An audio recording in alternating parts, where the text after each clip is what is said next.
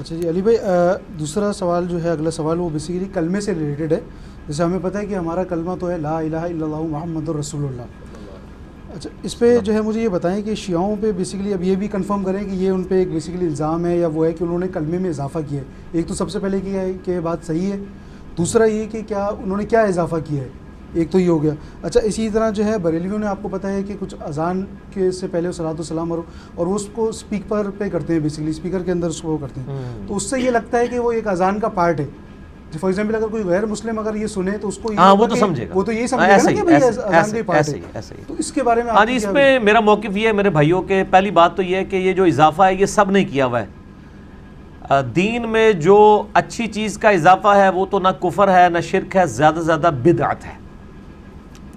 اذان کے ساتھ درود کا جو اضافہ انہوں نے کیا ہے، وہ کہتے ہیں جی ہم پہلے درود پڑھتے ہیں پھر وقفہ کرتے ہیں پھر اذان دیتے ہیں. اضافہ نہیں کیا ہوا، تھوڑا سا وقفہ رکھا ہوا ہے لیکن اٹیچ تو اس کو کر دیا نا. مسلم شریف میں حدیث ہے جو اذان کا جواب دے اس کے بعد درود پڑھے اور الوسیلہ والی دعا اللہ سے مانگے، میری شفاعت اس کے لیے حلال ہو جائے گی. بعد میں تو درود ضرور پڑھے، ٹھیک ہے جی. پہلے والا جو درود ہے وہ اذان کے ساتھ اس طریقے سے جوڑ کے، تو اس کی مخالفت تو خود غلام سعود سعیدی رحمہ اللہ تعالیٰ جو پاکستان لیول کے محدث تھے بریلویوں کے اور علمی اعتبار سے میرے استاد بھی ہیں، انہوں نے تو باقاعدہ خود اس کے خلاف لکھا ہے. اور انہوں نے بڑا یعنی سخت الفاظ میں لکھا ہے شرح صحیح مسلم میں کہ حضرت بلال ہم سے زیادہ عاشق رسول تھے، وہ اذان سے پہلے وقفہ کر کے درود نہیں پڑھا کرتے تھے. تو آپ نے ایک چیز یعنی ایڈ کی، اور ان کی مسجد میں اذان سے پہلے درود نہیں ہوتا تھا، اذان کے بعد پڑھواتے تھے. وہ بھی کہتے تھے 4-5 دن کے بعد ایک اذان کے بعد، روٹین نہیں بنائی تھی. وہ کہتے ہیں منع کیا ہوا ہے کہ روٹین نہیں بنانی ہے، اس کو کوئی حصہ نہ سمجھ لے. اور 4-5 دن کے بعد اس لیے کہ ہم پہ کوئی وہابی ہونے کا فتویٰ نہ لگا دے. ظاہر ہے دونوں طرف بیلنس رکھنی پڑتی ہے نا، کیا کریں، آپ کس معاشرے میں رہ رہے ہیں. پتہ ان کو بھی تھا، انہوں نے لکھ دی ہے یہ بات شرح صحیح مسلم کے اندر.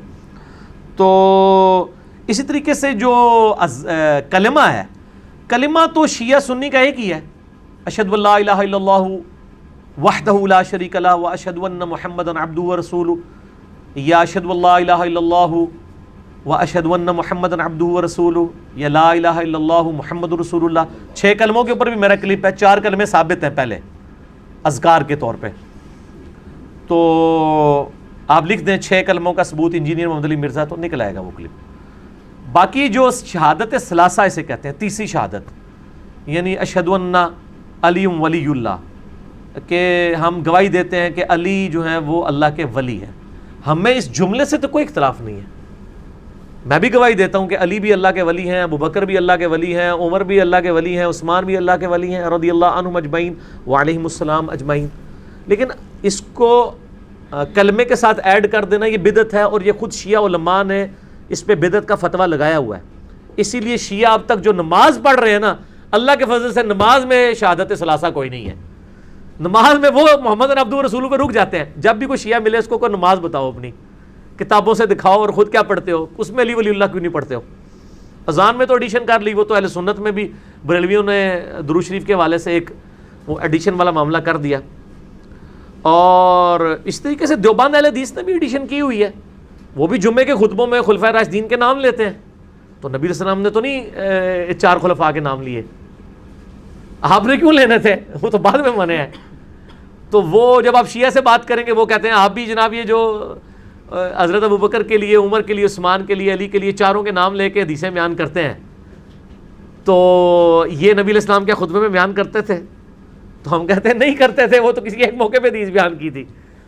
تو وہ کہتے ہیں آپ نے بھی تو یہ ایڈیشن کی ہوئی ہے. یہ وہی بات ہے کہ بیٹا تو کیوں فیل ہوا، ابا جی تھوڑے دوست کا منڈا بھی فیل ہو گیا، آپ کے دوست کا بیٹا بھی فیل ہو گیا، میں بھی فیل ہو گیا، تو کیا کون سی نئی بات ہے، فیل دونوں ہی ہوئے ہیں. تو یہ چیزیں جو ہے نا وہ بدعت میں آتی ہیں. اس سے کوئی کلمہ علیحدہ نہیں ہو گیا، کوئی دین علیحدہ نہیں ہو گیا، وہ اسلام سے خارج نہیں ہو گئے ہیں. ٹھیک ہو گیا؟